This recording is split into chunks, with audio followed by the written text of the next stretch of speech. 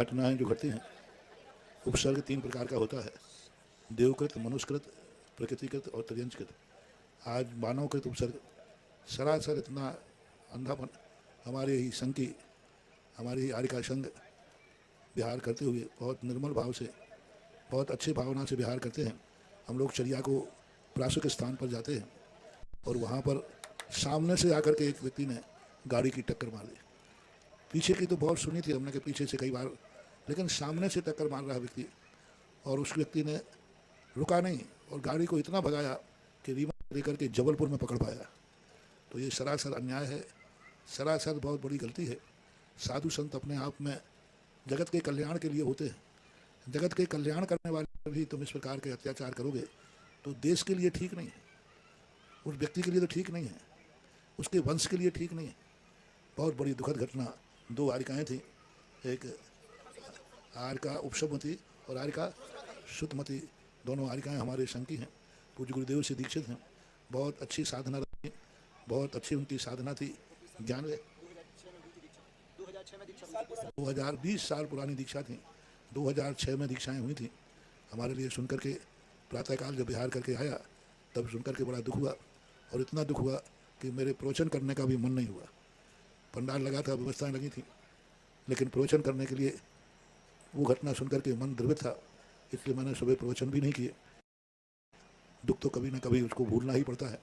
अभी मेरा समाज से कहना है, साधु संतों के लिए अकेला मत छोड़ो उनको अकेला, क्योंकि वो प्रतिकार नहीं कर पाते हैं। ये समाज की भी बहुत बड़ी गलती है कि समाज उनको अकेला क्यों छोड़ती है। यदि अच्छे ज़्यादा लोग रहेंगे तो फिर इस प्रकार की घटनाएं नहीं घटेंगी।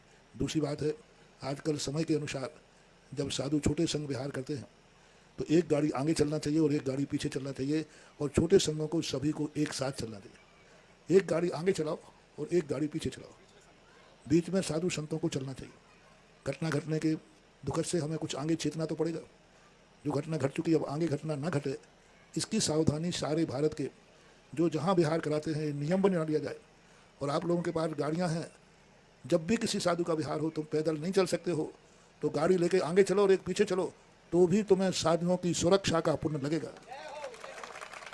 अरे एक क्या 2 गाड़ी आगे चला दो, 2 पीछे चला दो, उसमें क्या फर्क पड़ना है। तुम पैदल मत चल सकते, मत चलो, लेकिन गाड़ी की साधु की सुरक्षा कर सकते हो। और 2-3 गाड़ी आगे 2-3 पीछे चलेंगी तो अपने आप कोई घटना घटने से बहुत 90% हम घटनाओं को बचा सकते हैं। यदि ये नियम भारत के प्रत्येक जैन समाज के मंदिर में बन जाए कि जब भी साधु मंदिर से बाहर कदम रखेगा उसके आगे 2 गाड़ी 2 पीछे चलेंगी। मार शुद्धि वगैरह को जाते हैं तब भी आप लोग उनके साथ होना चाहिए। उस समय भी ऐसी व्यवस्था बनाए, उस पर जब हाईवे पे चलते हो या मेन सड़कों पे चलते हो तो उस समय की व्यवस्था बनाई जाए। दूसरी बात, समाज को चेतना है। अल्पसंख्यक आयोग ने ये नियम सरकार से पास करा लिया है, दिगंबर जैन साधु संत जब भी कमरे से बाहर निकले तुरंत पुलिस का प्रोटोकॉल उनको मिलता है, तुरंत। और सरकार ने मान्यता की है आप 24 घंटे पुलिस की सुरक्षा दीजिए, पर शर्त है कि आपको वहाँ एप्लीकेशन देना पड़ेगी कि हमारे साधु संत आए हैं, वो विहार कर रहे हैं। जैनियों में सबसे बड़ी कमी है, वो उनका सुरक्षा व्यवस्था को देते ही नहीं। बोले साधु के साथ भी अब बॉडी गार्ड चलेंगे क्या? कोई साधु की सुरक्षा की जरूरत नहीं है। यदि कोई बंदूक वाले पुलिस वाले चलने लग जाए तो कुछ पंडित लोग होते हैं ना जो ज़्यादा ज्ञानी होते हैं, बोले साधुओं के पास आजकल पुलिस वाले चल रहे हैं, बोले इनके पास क्या जरूरत पड़ी, गनमैन चल रहे हैं, व्यंग करते हैं। उन मूर्खों की चिंता मत करो। अपन को ये सरकार के द्वारा दी हुई नीति है, जब भी तुम्हारे नगर में साधु आए तुरंत उनको सूचना दीजिए, 24 घंटे के लिए वो पुलिस देंगे। यदि शौच के लिए भी जाते हैं तो भी आपके साथ पुलिस जाएगी। शौच के लिए भी जाते हैं 24 घंटे, मेरे साथ कई बार हुआ, अशोकनगर, ललितपुर, सब में 24 घंटे पुलिस रहती थी और अभी भी रहती है। तो छोटे बड़े संघ से कोई मतलब नहीं है, छोटे से बड़ा आपको सूचना देना। युवा लोग ओवर कॉन्फिडेंस नहीं, हम तो सब संभाल लेंगे, पुलिस वालों की जरूरत नहीं।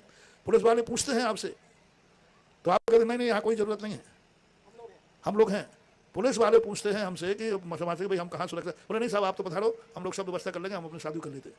ये जो बोलना है यही सबसे बड़े साधुओं के दुश्मन है।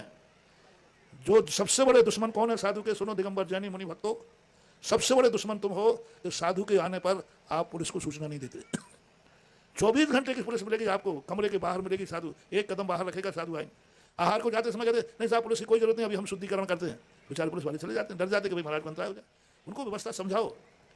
तो सारे भारत के लिए इस दुर्घटना से शिक्षा लेना चाहिए।